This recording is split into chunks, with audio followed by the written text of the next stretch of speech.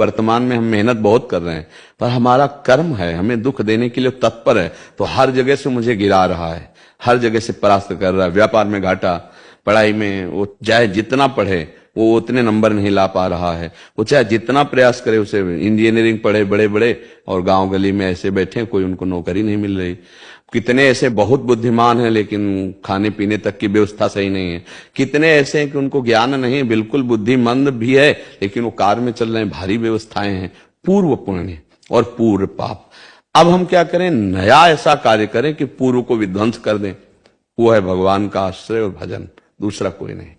भजन के द्वारा हम अपने कर्मों को, जो हमारी उन्नति में बाधा पहुंचा रहे हैं, उनको विध्वंस करें। अब वो किस कोटि के कर्म है, कितने दिन भजन करना पड़ेगा, इसका कोई परिचय नहीं जानता है। इसीलिए हम धर्म पूर्वक वर्तमान में चले, कोई पाप ना करें और नाम जप करें और विश्वास ये रखें कि एक न एक दिन हमें सफलता मिलेगी, जिस दिन हमारे असफलता प्रदान करने वाले पाप कर्म वो नष्ट हो जाएंगे, पक्का मिल जाएगी। मान लो आप पढ़ रहे हो तो आप पढ़ाई में एक साथ नाम को भी ले लीजिए। जो व्यर्थ में समय नष्ट कर रहे हैं वो नाम में आ जाइए, तो ये नाम क्या करेगा, आपकी उन्नति करेगा, आपकी बाधाओं को नष्ट कर देगा। एक हमने घटना किसान की देखी कि एक किसान का खेत है और वो दूसरे के खेतों से पानी आता है। सामने जिसका खेत है, अगर वो खेत वो शत्रु पक्ष खरीद लेता है तो उसकी खेती सूख जाएगी। और वो बहुत धर्म से चलने वाले, भजन करने वाले। अब वो लोग गए और उस जो खेत बेच रहा था शत्रु पक्ष, उसका जाकर के बोला जितने तुम लाख हजार बोलोगे हम देंगे, लेकिन खेती हमें दोगे।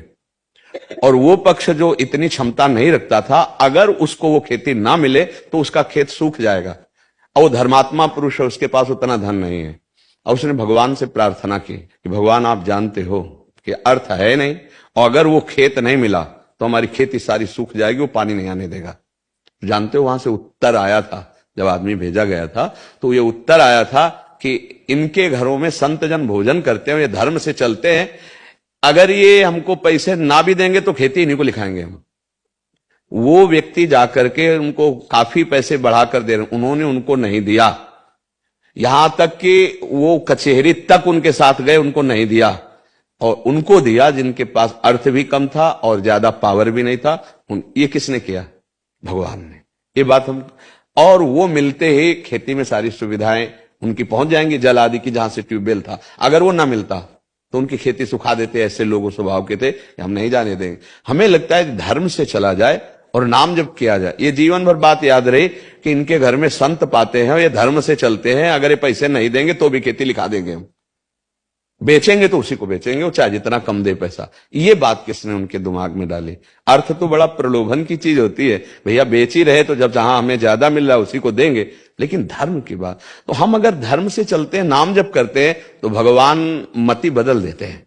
हमें लगता है यदि हम नाम जप करें और धर्म से चलें तो भगवान सहयोग करते हैं, ये देखा गया है। हर उन्नति हमारा पाप कर्म गिराना चाहता है, पाप कर्म बाधा देता है। अब जैसे कोई अभी वर्तमान में पाप कर रहा हो, बढ़ता चला जा रहा है, तो उसका पूर्व का पुण्य उसे बढ़ा रहा है। वर्तमान में पुण्य कर रहा हो, गिरता चला जा रहा है, वो उसका पूर्व का पाप नष्ट हो रहा है, उसको गिरा रहा है। अब जब पुण्य इस कोटि का हो जाए, नाम जब भजन, कि उसको विध्वंस कर दे, तब मंगल होता है। अब ये बात समझ में आ जाए तो है।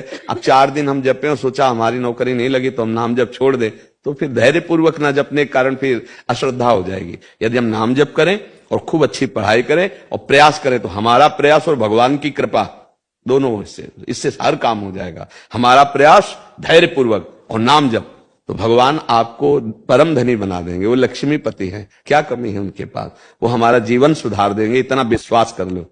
जरूरी थोड़ी कि नौकरी के द्वारा ही तुम्हें धन मिलेगा, वो कहां से कैसे व्यवस्था करते, ये तो भगवान का जो भजन करते वो जानते हैं। वो किस दिशा से आपको धनी बना देंगे आपको पता भी नहीं चलेगा। इसलिए हमें लगता है भगवान का आश्रय लो, नाम जप करो, खूब कर्तव्य कर्म करो, जो पढ़ाई लिखाई नो हर प्रयास करो। आज नहीं तो कल सफलता मिलेगी। ऐसा तो नहीं कि इतना भाग्य में लिखा है कि हम असफल होते ही चले जाएं। ऐसे में निराश भी नहीं होना। हमें भाग्य बदलने के लिए मानवदेह मिली, हम प्रयास करेंगे, आखिरी दम तक प्रयास करेंगे, सफलता तो मिलेगी। नहीं तो हमारा नाम जब चल रहा है, भजन बल से क्या नहीं हो सकता, सब कुछ हो सकता है। ठीक है, निराश मत होइए। मेरी तो यही प्रार्थना है अध्यात्म की, कि नाम जप कीजिए और खूब पढ़ाई कीजिए, खूब मेहनत कीजिए। परिणाम अगर एक बार सही नहीं आ रहा, 2 बार सही नहीं आ रहा, तो आखिरी में आएगा ही।